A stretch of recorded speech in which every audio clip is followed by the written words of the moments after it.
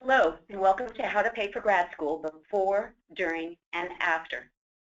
As the title suggests, paying for grad school is something you need to plan for, not only before you start, but it's also something that needs to be managed during graduate school. And lastly, after you've completed your program, it is important to know your repayment and possibly loan forgiveness options. This webinar was developed by the Office of Graduate and Professional Studies in conjunction with the Office of Financial Aid at St. Mary's College. It is designed to be an overview of financial aid available to graduate students, but is not intended to replace information or advice provided directly by the Financial Aid Office. My goal in the next 40 minutes is to demonstrate how you can pay for your graduate studies without risking your financial security in the future.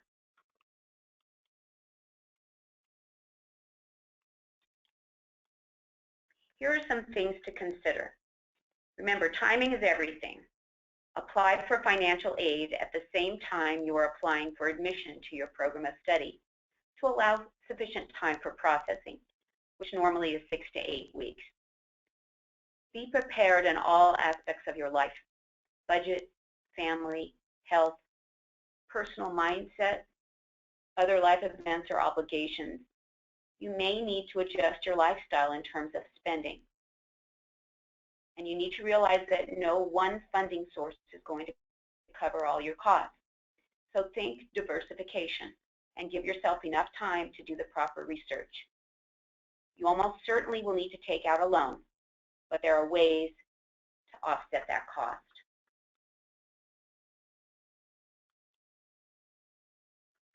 There are many possible sources of financial aid in addition to federal loans. There are SMC payment plans, grants, assistantships or fellowships, work study, scholarships, private loans, employer reimbursement, or veterans or dependents of veterans benefits. And speaking of veterans, St. Mary's is a yellow ribbon school.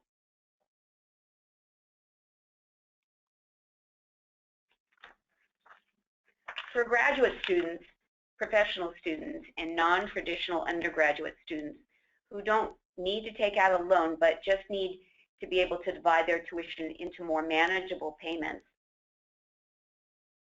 a 3-month payment plan exists, and it's administered by St. Mary's Business Office for fall and spring, and a 2-month plan for summer semester. The cost is $25 per term, but a new application contract must be turned in before the start of each term for which you want to be on a payment plan. You need to contact the business office for more information on this particular program.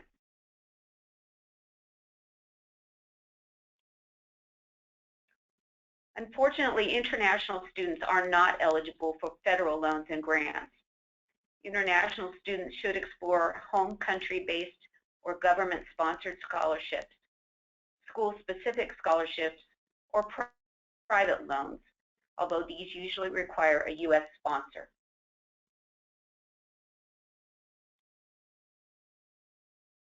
There are several different types of assistantships, as you can see from this list. The direct and indirect benefits of an assistantship are fairly obvious. These positions are usually paid in the form of reduced and a stipend for living expenses. Normally, a student will be assigned to a specific department and asked to work a certain number of hours per week or teach a specific number of classes.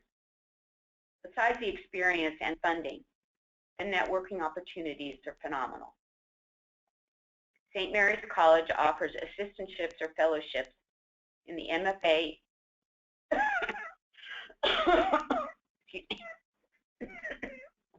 in the MFA in Creative Writing and the MA in Kinesiology programs. Details can be found on their program websites. In terms of the types and sources of scholarships, here are a few. School-specific or program-specific. Here at St. Mary's, the School of Education, the Graduate School of Business, the MFA in Creative Writing, the MA in Kinesiology, and the MFA in Dance all offer partial scholarships for incoming or current students. Details can be found on their program websites. Professional associations or organizations in your chosen field often offer scholarships. For example, the California Association of School Counselors, the National Association of School Psychologists,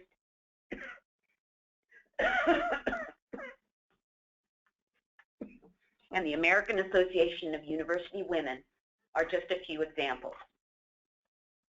Disadvantaged categories there's also scholarships out there often for those in disadvantaged categories.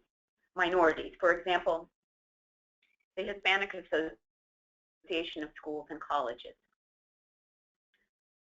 Single mothers, or disabled, or veterans, or women returning to the workforce. The SMC Library provides access to databases and catalogs for students interested in finding assistance through grants, scholarships, subsidies, government aid, and loans. And finally, search the web for scholarships. FastWeb, Peterson's, Student Scholarship Search, and gradcu.com are examples of scholarship websites that you should definitely take a look at. In addition, UCLA offers a free searchable database called the Graduate and Postdoctoral Extramural Support, and nicknamed GRAPES. Again, this is a free database. You don't have to be a UCLA student to access it. It contains information on over 600 private and publicly funded scholarships, grants, fellowships, and postdoctoral awards for graduate study, master's thesis or doctoral dissertation research, study and research abroad, postdoctoral research, and more. When you research scholarship opportunities, be sure to note the application deadlines and award timeframes. Remember, you can apply for scholarships, but being awarded one is not a given. Make sure you have applied for a loan amount sufficient to cover your needs. Then, if you're awarded a scholarship, you can always decline the disbursement for a particular term.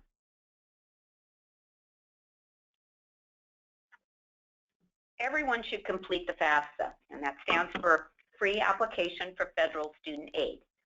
This is in case your financial circumstances change mid-year. Even if you don't intend to take out a loan, some need-based scholarships will require you to complete a FAFSA. A new FAFSA must be submitted at the beginning of every calendar year, but you're funded based on the courses taken during the academic year, which runs July 1st through June 30th. Submitting a FAFSA automatically initiates the loan process here at St. Mary's. If you decide that you don't want a loan, then you should let the financial aid office know. The correct URL to access FAFSA is www.fafsa.ed.gov. There is a FAFSA.com, but it's not the same thing. So, although they are a student financial services company, they will charge you to fill out what is already a free form.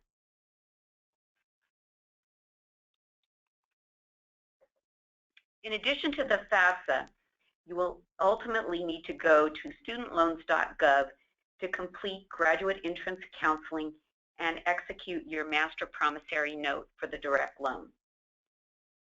This entire financial aid process can be handled via phone or email.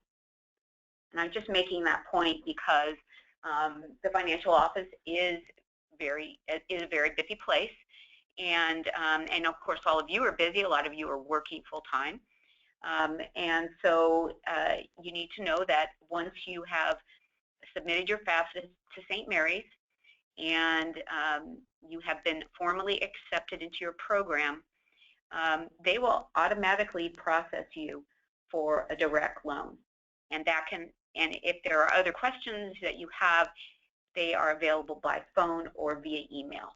to save you time and them time as well. However, that's not to say that if you want to have an appointment, you can certainly make an appointment to come into the office. There are two types of student loans for graduate students, the unsubsidized direct loan and Graduate Plus. The direct loan is $20,500 per year with a lifetime maximum of $138,500. Everyone qualifies for $20,500 a year as a full-time graduate student, unless you have previously defaulted on a federal loan. Again, everyone qualifies for that amount. Doesn't matter what your income is, because this is an unsubsidized loan after all. For Grad Plus loans, there is no maximum amount. However, you are not eligible for Grad Plus if you have adverse credit history, like a bankruptcy, late payer status, defaulting on a loan, or excessive credit card debt. So the $20,500 is your base amount. If that's all that you need, then there really isn't anything further.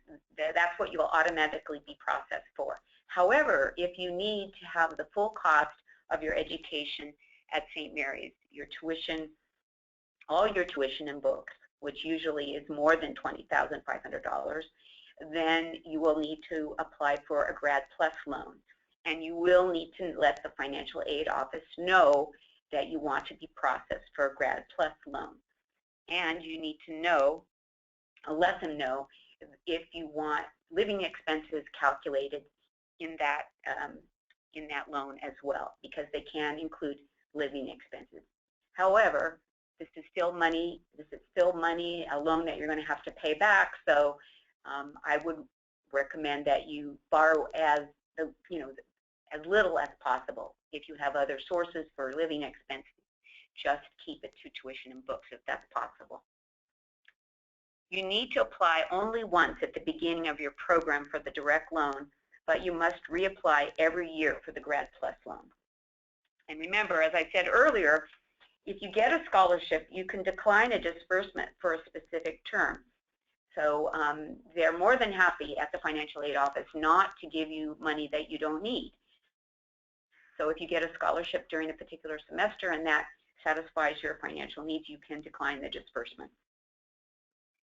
And one other thing, here at St. Mary's, many programs offer a Jan term, which is not a normal per se term that is recognized. So there's no regular disbursement of financial aid for Jan term. So you need to arrange for those funds to be added to the preceding fall term if you're a continuing student. Or if you're just starting this Jan term, then you need to have it included in your spring term disbursement. So talk to the business office directly about your situation and make sure they understand. Don't assume that they know. We're a small school. You can talk to people. You can explain your situation regarding financial aid. I can't guarantee that they'll waive the late fee for your Jan term tuition, but it's at least worth asking. And of course, they'll know that your money is coming with the spring disbursement of financial aid.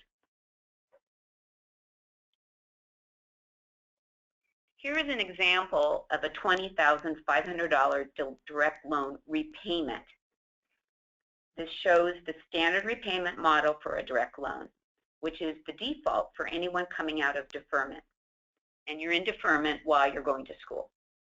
Remember, if you don't indicate otherwise, you will automatically be placed in the standard repayment program once you come out of deferment. And here's an example of a $10,000 Grad Plus loan repayment. This is, again, standard repayment model. And as you can see, the Grad Plus interest rate is slightly higher.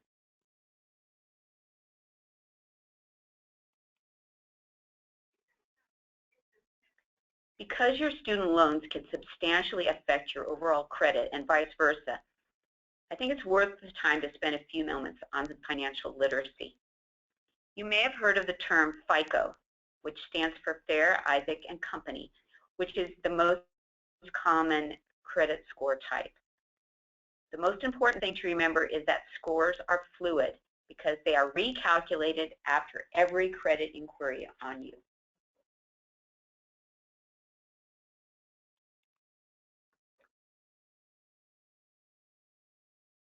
FICO considers how are you paying on your accounts, how much money do you currently owe, how long your accounts have been open, what different types of credit you use, how much credit you use compared to the amount of credit you have available, and how often and how recently have you applied for credit.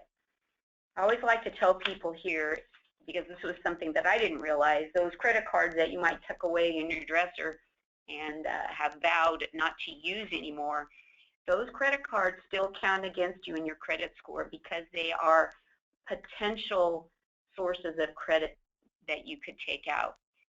So if you really aren't going to use them anymore and you want that to positively impact your credit score, the best thing to do is cancel them outright.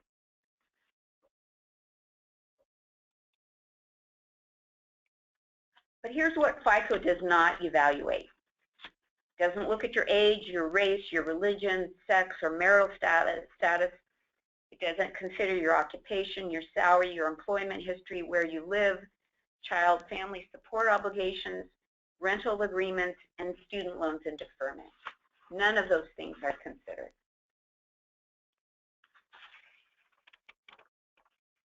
If you are denied credit, ask the lender for score reasons. This is critical because understanding those reasons can help you improve your FICO score over time. It is your right to understand why you've been denied credit.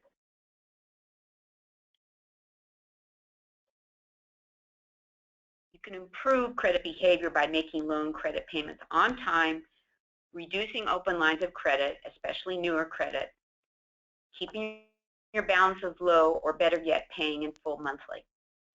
You can correct inaccurate information, and you should, especially if it's of negative impact.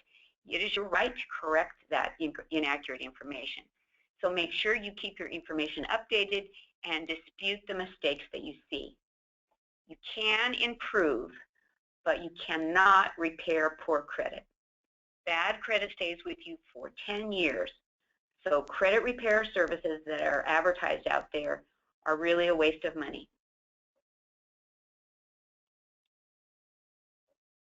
You can find out your total loan debt in detail by going to the National Student Loan Data System. Repayment usually begins 6 months after graduation. There are several different options you can look into. Standard repayment is the default plan, which I've mentioned and shown some examples of earlier. There is now income-based repayment, which is based on your income, not on the amount that you owe. Similar for pay-as-you-earn repayment and income contingent repayment. So there's several different options, and we'll talk about each of those. By the way, I wanted to mention you've been seeing a lot. There's a lot of information being presented, a lot of websites that are appearing on my slides. Don't worry about trying to scribble them down. You will get a follow-up email tomorrow with a complete list of all the websites that were mentioned in this webinar.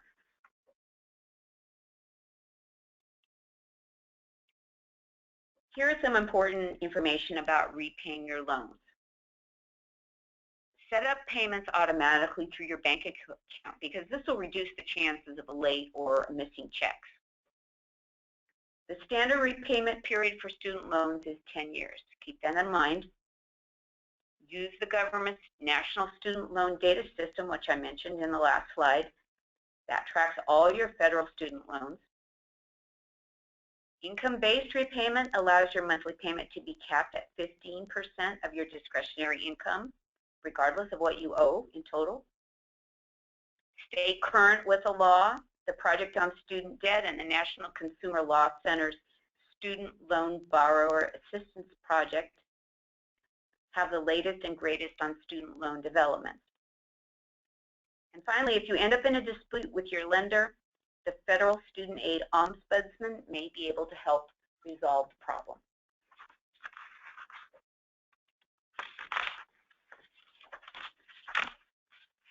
For private loans, you could be in default as soon as you miss one payment.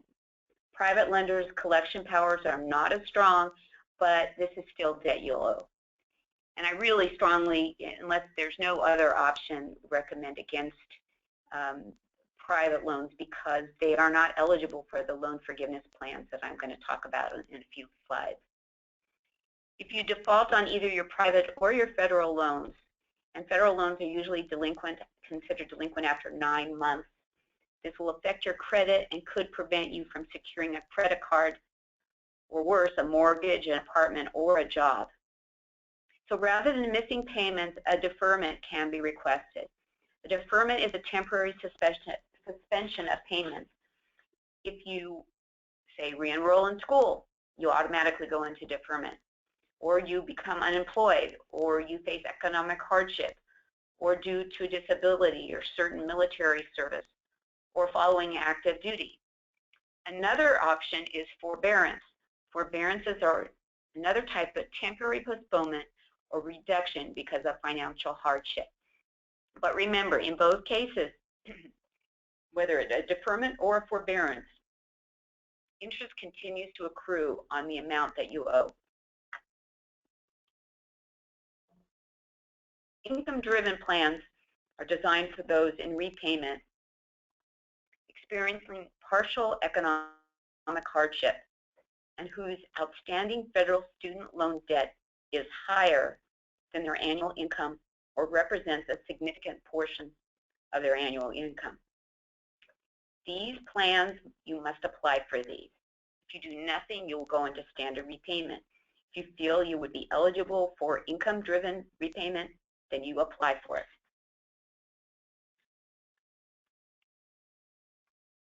So income-driven repayment plans, again, include income-based repayment, IBR, pay-as-you-earn repayment, PAYER for short, and income contingent repayment, which is ICR.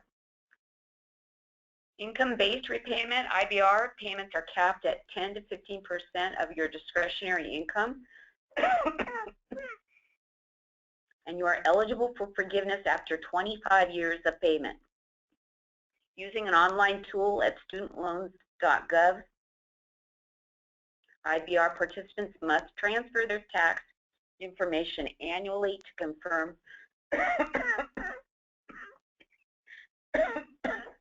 excuse me, to confirm that they are still eligible.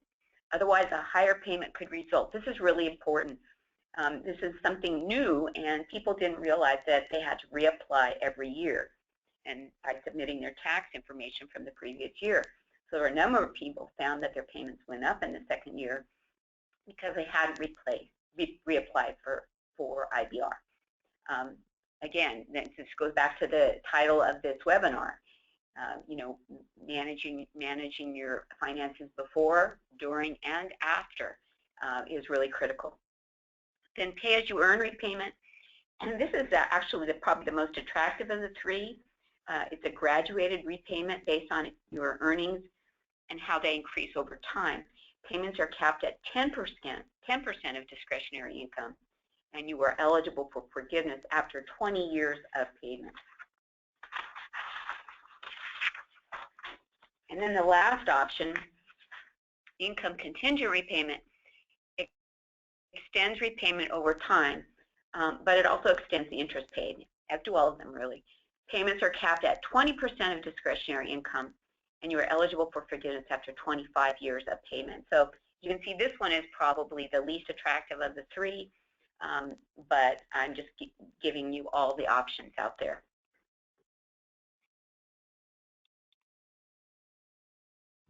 So this table illustrates what the monthly payments would be under income-based repayment or pay-as-you-earn repayment at various income levels. And as you can see, it makes those payments more affordable and proportionate to the income level of the payer. Again, because it's based on income and not based on the amount that is owed.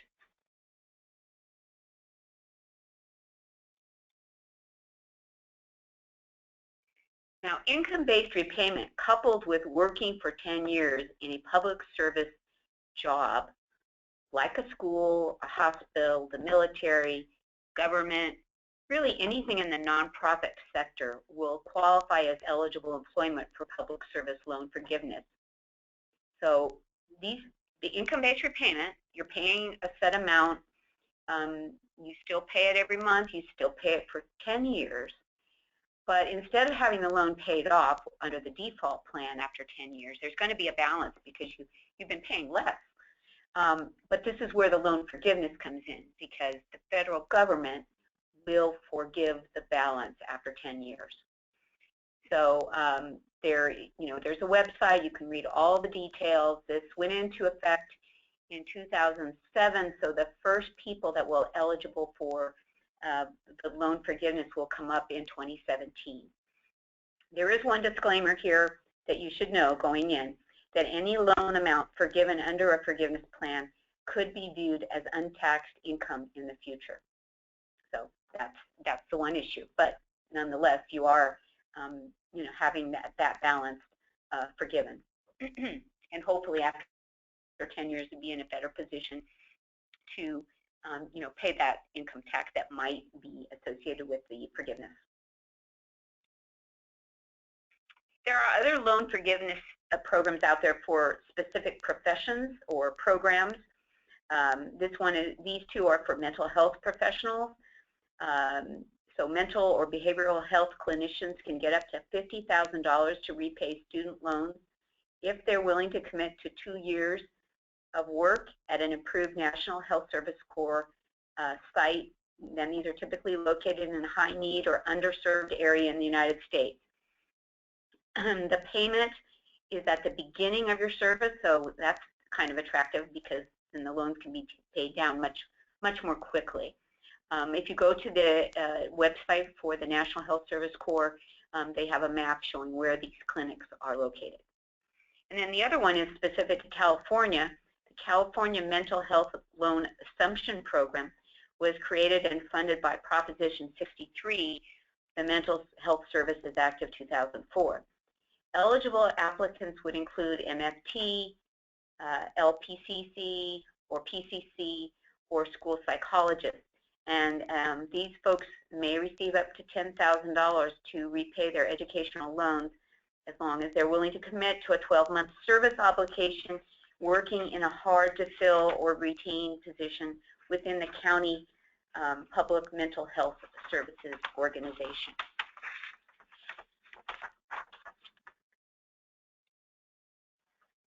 For teachers, there are some special programs out there. Students may apply for the Teach Grant if they are enrolled in a state-approved teacher preparation program and they agree to teach for 4 years in a low-income or low-performing school. If you do not complete the service commitment, this up to $4,000 grant, just shy of $4,000, will turn into an unsubsidized loan. Now, this is a great example of when I said earlier about staying on top of the law is really important, because when the Teach Grant first came out, I think it was like 2009, federal government stipulated that the only people that were eligible, the way they wrote it, and based on the way California's credentialing is organized, only special ed teachers in elementary or middle or high school, or single subject teachers for the science, for STEM, so basically mathematics, science, actually foreign language was included in that. Those were the only teacher candidates that were eligible for the Teach Grant. But this year, for the first time, when I read the fine print, I saw that they had added self-contained classrooms, which would mean elementary teachers are now eligible to apply for the Teach Grant.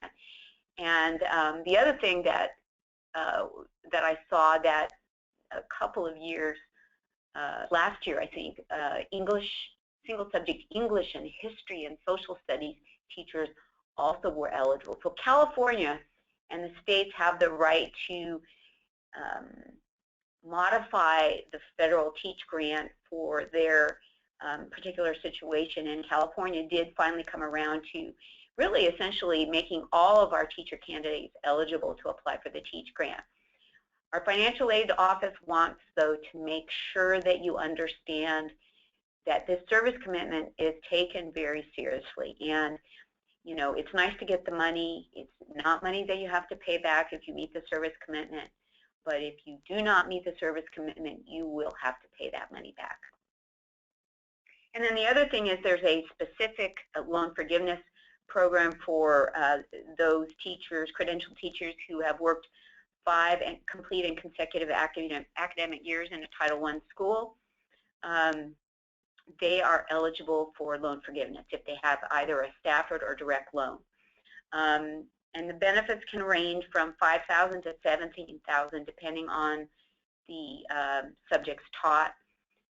And eligible schools are listed in the annual directory as designated low-income schools for teacher cancellation benefits.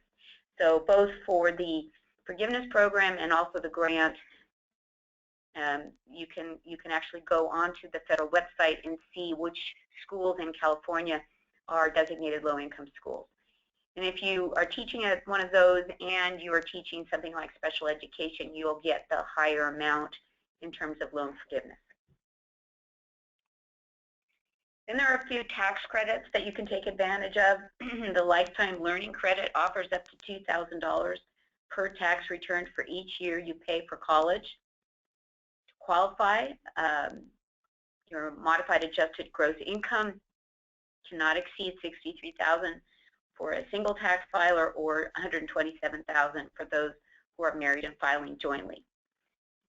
Qualified education expenses do not include insurance, medical expenses, room and board, transportation, or similar personal living or family expenses. So pretty much this tax credit can only be applied to tuition and books. There's another tax credit which is more limited in terms of who might be eligible for this. It is a little higher, $2,500 per eligible student for qualified education expenses for the first 4 years of higher ed, which means that for graduate students, this would only be applicable if you were finishing your undergraduate degree and starting your graduate degree in the same calendar year. Then you could apply for this tax credit. And if you qualify for both credits, you can choose one. And obviously you choose the one that gave you the lowest tax. Take a few minutes now to summarize the things that we talked about that are important.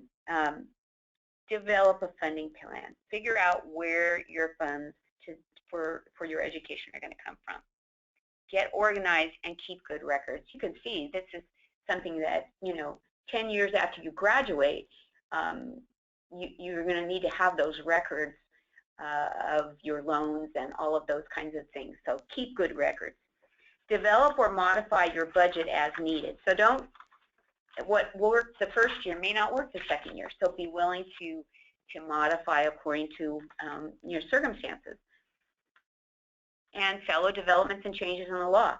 StudentAid.gov, Equal Justice Works are a couple of other websites to pay attention to. And then review your plan regularly to make sure that it's still working for you.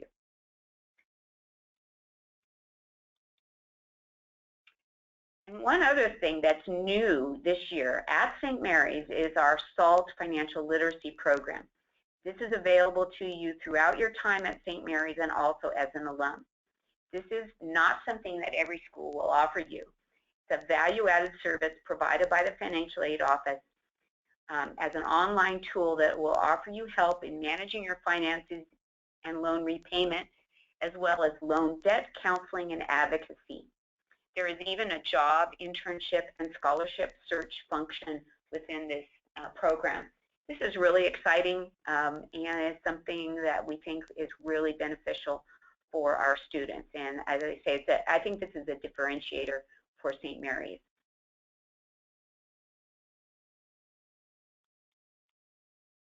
And that really concludes this webinar. If you have any questions now, please type them in and I'll attempt to answer them. Also, as I mentioned earlier, you'll be receiving an email from me providing links to many of the topics that were discussed in the webinar. I really want to thank you, and I sincerely hope you found this session beneficial and you feel confident that you can pay for your graduate studies without risking your financial security in the future. And I'd also like to add that I hope, it is my hope that you decide to continue your graduate studies here at St. Mary's. Thank you, and I'm going to pause here to see if we have any questions out there.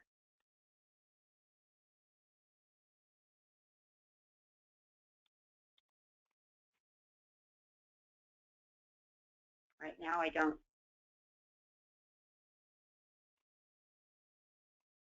Okay, thanks for the compliment. I appreciate that you found this useful. That's great.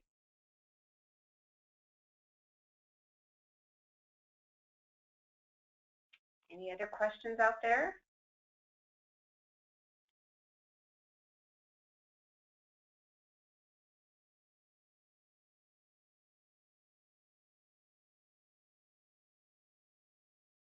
Okay, I have a question.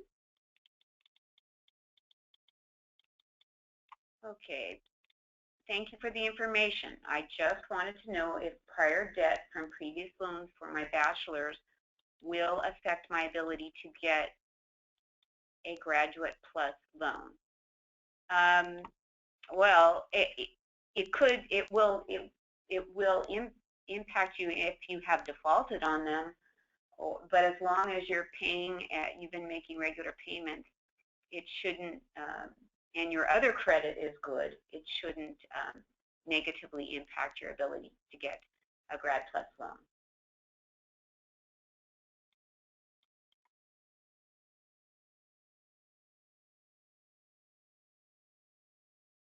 Okay. Any other questions? I'll wait a few more minutes. A few folks have left. Oh, wait, here's another question. I'm applying to a non-standard EMBA program that starts in January. Will loan disbursements follow late? Yes, as long as you have applied for your loan and you have made arrangements with the financial aid office to have your Jan term payments included in your January payments included. Although this is a regular term, this is a quarter. The business school, unlike say the School of Education, is on quarters and the School of Education on semesters. So when I talk about Jan term for the Jan term that's part of the semester system is sort of an oddball term. I'm not sure about your quarter system for grad business. So it may be that you'll be okay for that, but I would just contact them directly, and I've given you the phone number on this slide of the financial aid office. The folks that will answer this number when you call are knowledgeable about graduate student financial aid, and they should be able to answer this. Be sure to tell them what program you're in, and then they should be able to answer that. And that's a good question, and I should know the answer to that.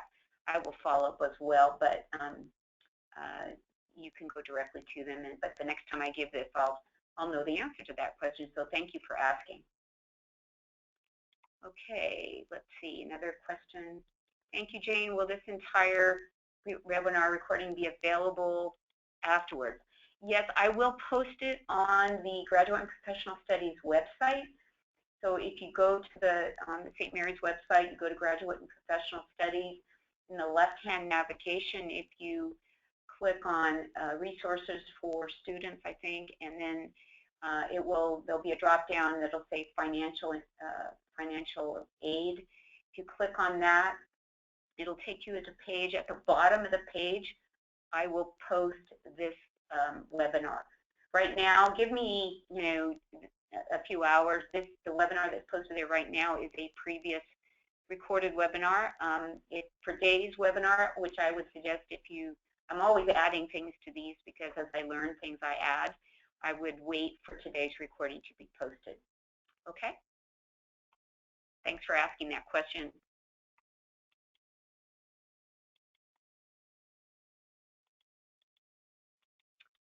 Okay.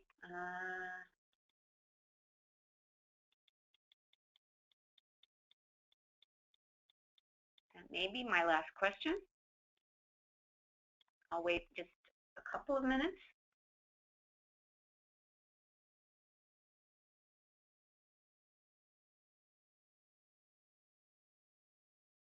And I am available if you want to contact me directly by phone or email. Again, I don't work for the financial aid office. I am with Graduate and Professional Studies, but I know how important these decisions are. It's a lot of money. I want to make sure that you have all the information that you can in advance, and that when you do talk to financial aid, you are as knowledgeable as possible. Okay, I think that is my last question. Again, thank you for joining me this afternoon. Oops, one more. Can student loans be used for study abroad programs? Well, the only study abroad program, we don't have any of those other than the Transglobal Executive MBA program does 2 overseas trips as part of their program. So if you're talking about that, that's included in the tuition, and yes, it could be covered. But if you're talking about undergraduate, what I've been talking about here specifically has to do with graduate students. So I'm not your person to answer questions about undergraduate study abroad programs. But for the one program that we have here at St. Mary's, the TGEMBA program, yes, you could use your student loan to pay for that, because it's bundled right into the entire cost of tuition for the program.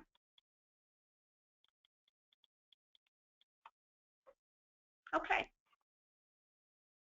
I want to thank you again. I think this is my final farewell. Thanks again for joining me today, and enjoy the rest of your day.